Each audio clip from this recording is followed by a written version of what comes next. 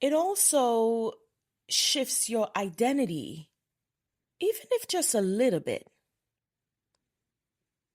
And it forces you to look at yourself in the mirror and ask, am I holding on because I need this? Or because I'm afraid of losing myself if I let go? That's a deep question, actually. Now, what we're talking about here is about endings and transitions and how to navigate them without ultimately abandoning yourself. In order to do that, you really have to know whether or not things fit for you in that moment. Not everything that once served you will serve you forever. Maybe it was a role you loved. I know it was for me. Maybe it was a relationship, a habit, or even a way of thinking.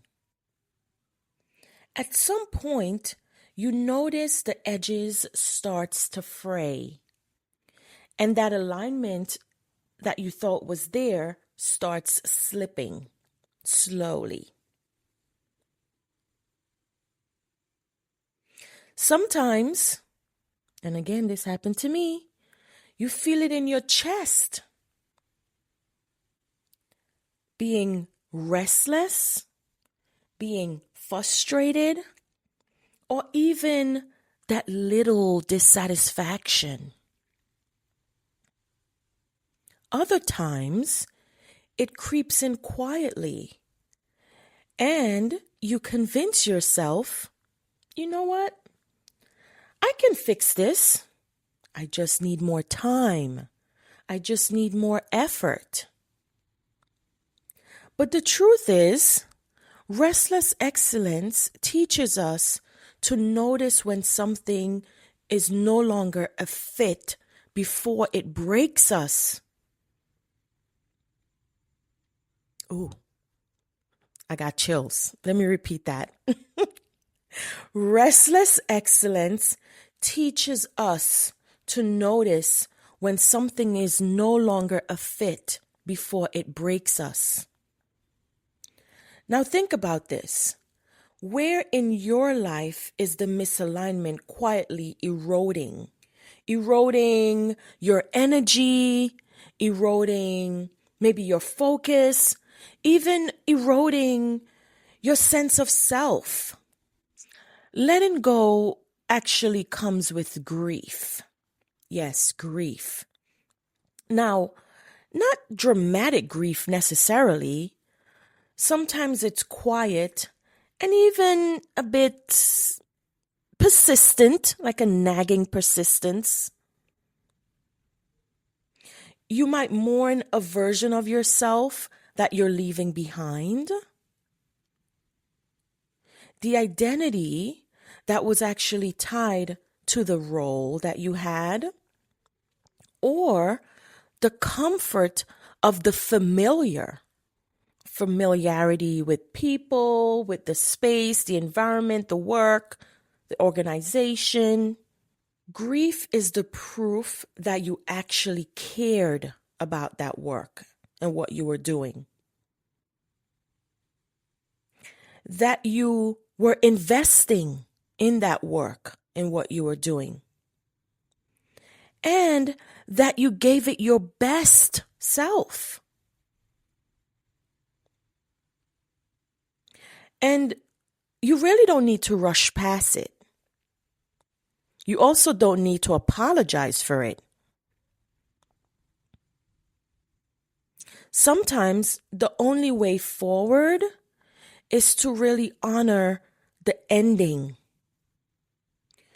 That means you have to sit in it and feel it fully and still choose to move into what's next. Now, what are you holding on to out of comfort or fear? Think about that. And also think about how can you honor it while preparing to move forward? to move on. Now, here's the paradox.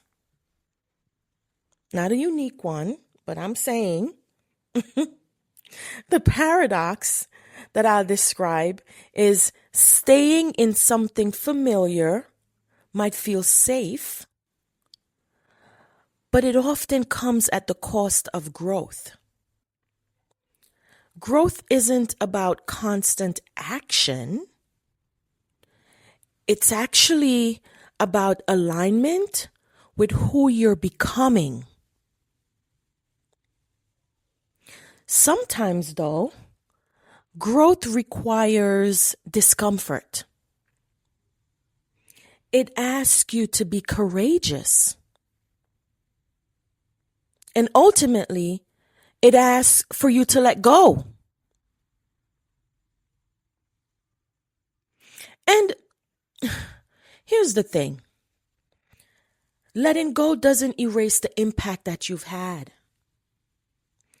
It doesn't erase the skills. It doesn't erase the lessons that you've learned or gained. It also doesn't erase the relationships that you've built. It simply clears space. Clears the space to step fully into what's next.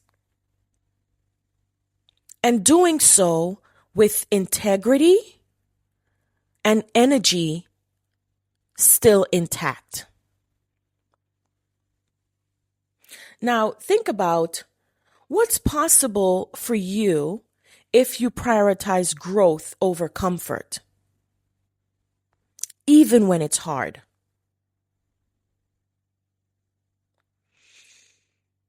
Endings are part of leadership and life. Yes, they are. They teach us patience. They teach us humility. And they also teach us discernment. Discernment is a big one. They remind us that influence and excellence aren't about holding on to everything. They're about investing in the right things at the right time.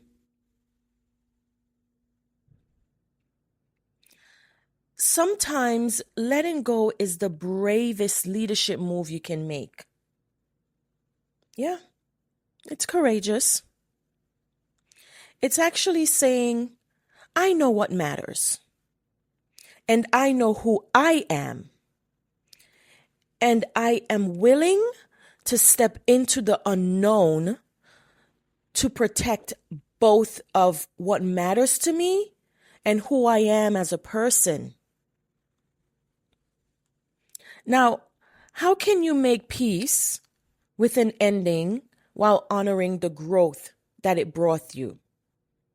Think about that. How can you make peace with an ending while honoring the growth it brought you? Thus far, for this season, what I've been talking about on this journey is really about awareness of cost and exhaustion. It's about, or has been about, the discernment in boundaries and the discernment in integrity. And this season thus far has also been about energy management across all seasons of our life. And now, with this discussion about letting go, what it teaches us is growth isn't always about adding more. It could also be about releasing what no longer serves us. And in doing so, creating space for clarity, for alignment, and influence.